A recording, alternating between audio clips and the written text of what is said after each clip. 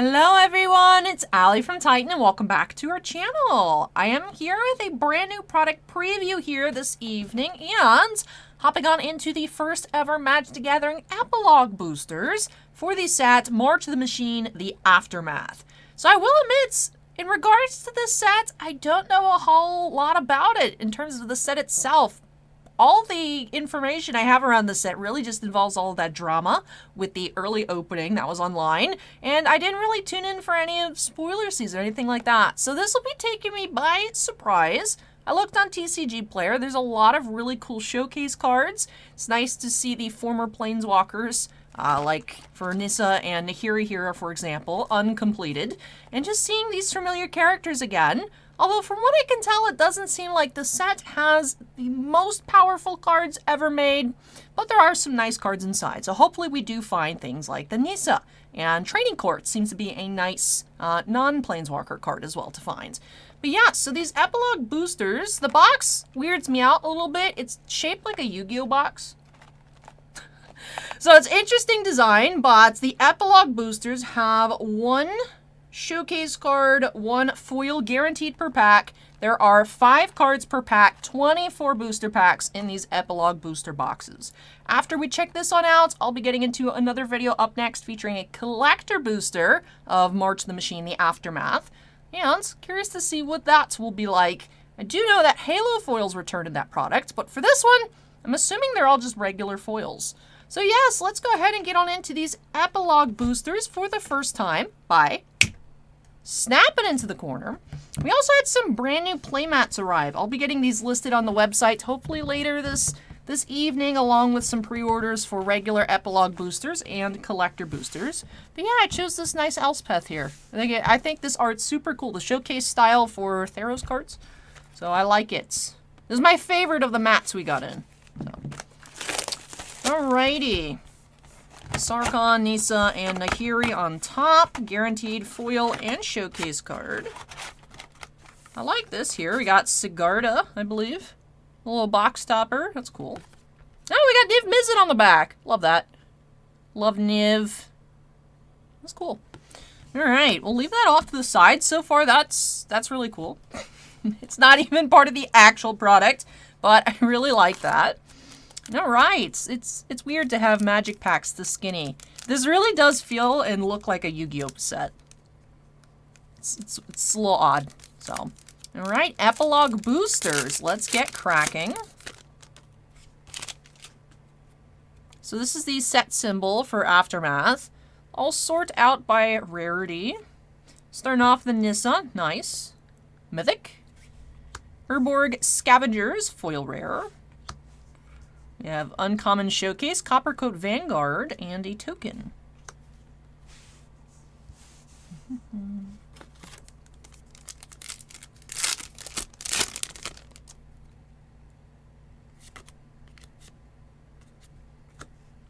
Urborg Scavengers, non-foil. Filter Outs, uncommon foil.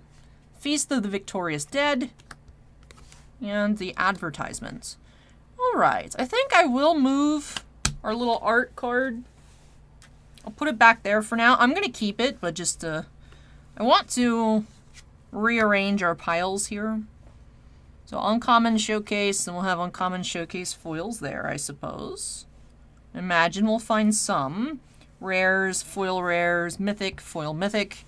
And then as we have showcase foil rares, and we'll figure it out as we go. But for now, let's keep our piles like this.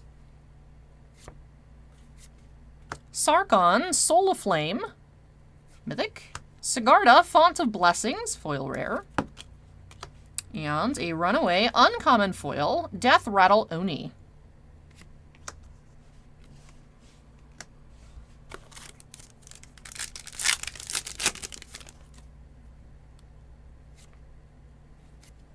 Nahiri's Resolve. Campus Renovation. Blot Out.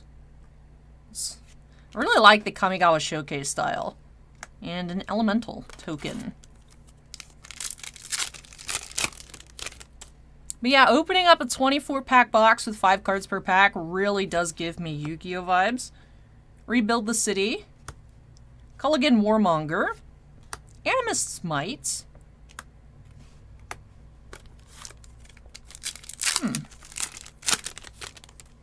Not sure how I feel about this. I'm liking the card arts. The arts on everything looks super cool. Love seeing the different kinds of showcase styles. I like that with March of the Machine to begin with. Markov Baron. Campus Renovation. Thopter. That's a cool looking Thopter. Definitely an interesting product. Sigarda. Feast of the Victorious Dead. Reckless Handling. Our token.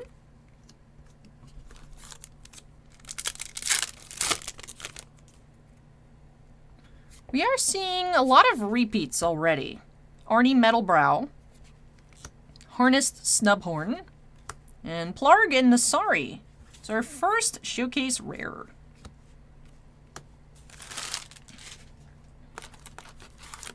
It is a smaller set. So there are 100 cards in this set. I feel like, especially on like these uncommons, I feel like we're seeing a lot of repeats already. Deification, Animus Smite, Tolarian Contempt,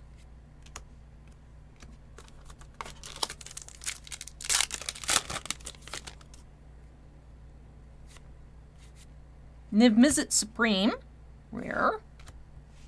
Tolarian Contempt foil. Death Rattle Oni.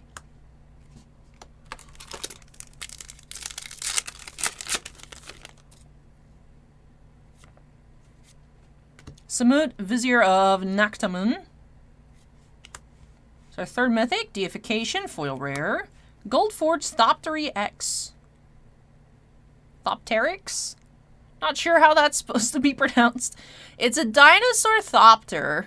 So I'm thinking Thopterix. I'm like, oh, Thopter X. And I'm like, wait, there's no space between Thoptery or whatever. It's an interesting name. Showcase, foil, and a treasure token. It's kind of cool. It's a cool arm. Whose arm is that? Whose arm is that? Why is it a treasure token?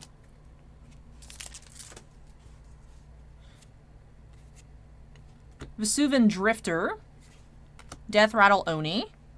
Harnessed Snubhorn. Alrighty, that actually does it for the first half of the box. I know I keep saying it's like a Yu-Gi-Oh set, but with seeing a lot of repeats in the uncommons, and we're getting the one guaranteed foil per pack, and most of it is of lower tier rarity, is pretty much how regular Yu-Gi-Oh booster boxes work now. Every pack is a super rare, or higher. You'll get 4 ultra rares per box, 2 secret rares. We are getting more mythics, but interesting setup. The set feels smaller than it actually is, because I'm assuming a bulk of the variety. We're getting different mythics, we're getting different rares, but the commons, they are technically uncommons. They feel like commons though. We keep seeing them. Definitely interesting. Nahiri, Forged in Fury. Mythic number 4.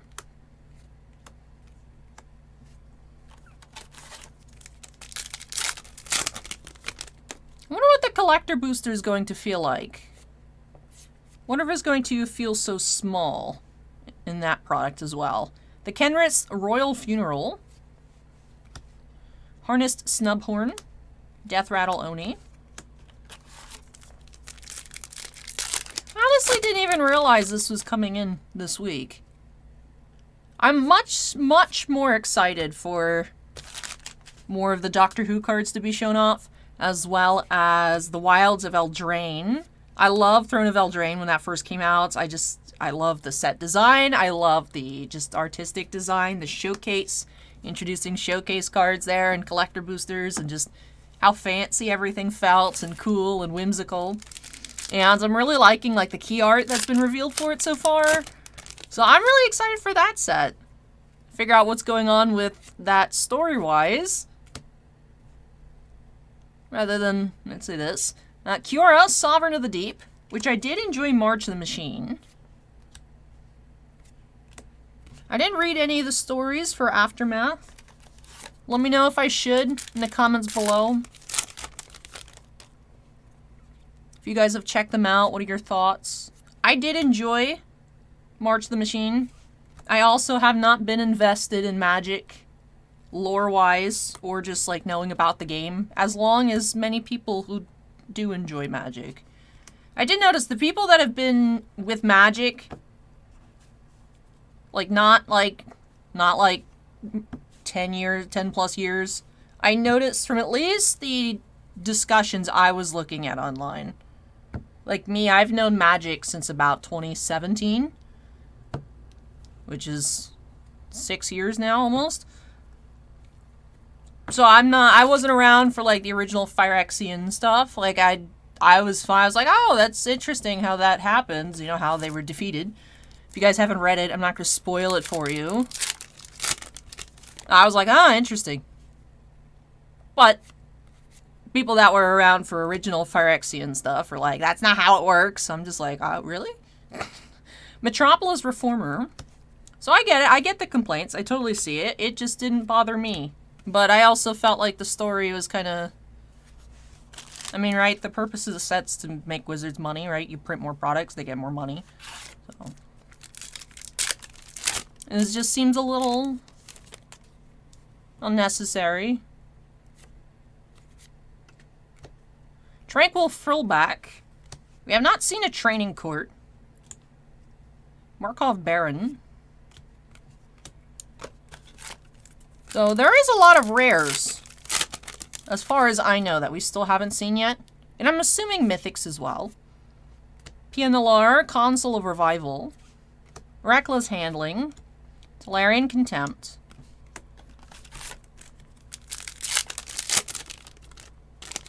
It doesn't feel like I'm opening up Magic. Rocco, Street Chef. Cosmic Rebirth. And Filter Out. I'm not sure how I feel about these showcase designs. I believe that's the Ixalan ones, right? Where they look like a coin. I don't know how I feel about them yet. I like these. Those are Ravnica, I believe, for sets we haven't seen. I believe these are Ixalan, yeah, because there's dinosaurs. Kamigawa, Dominaria, Zendikar, Strixhaven, and then just Old Border, Kaldheim. So, I don't, some of them I like, some of them I don't like. On that showcase. Curious if there'll be any changes to them between now and the next Ixalan set.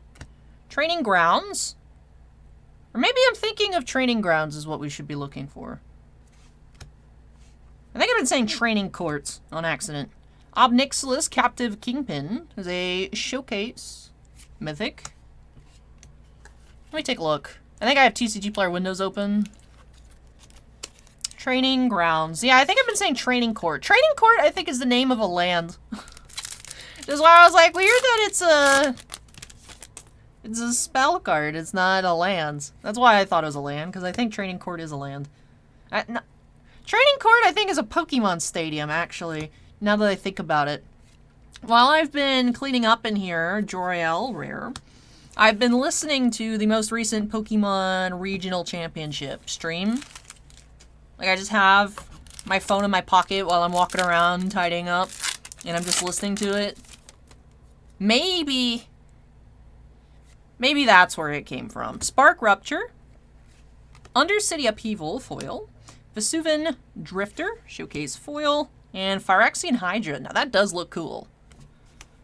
Alright, well that finishes off this box of Magic Yu-Gi-Oh! That was a very unsettling experience for no good reason. For no good reason. I just felt like I was opening up the wrong game. I do like the art direction. I love seeing the characters again. does seem to be a bit more of a weaker set. Really doesn't feel like it needs to exist. I'm more excited for other products. I don't know. I'm not sold on it yet. I'm not sold on it yet. Curious how it will actually change, like standard and whatnot, once it's of course fully released this upcoming weekend. But I'm not sure how I feel about it. Once I stop being distracted by how off the opening felt, perhaps once I'm done with the collector boosters, I'll have a better opinion. Because it's a smaller collector booster box as well. It's super skinny. It's like the size of the inner box of the Double Masters 2022 collector booster. It's very small. I think there's like six or so packs. No, 12 boosters. Oh, so it's regular size. They're just with 7 cards.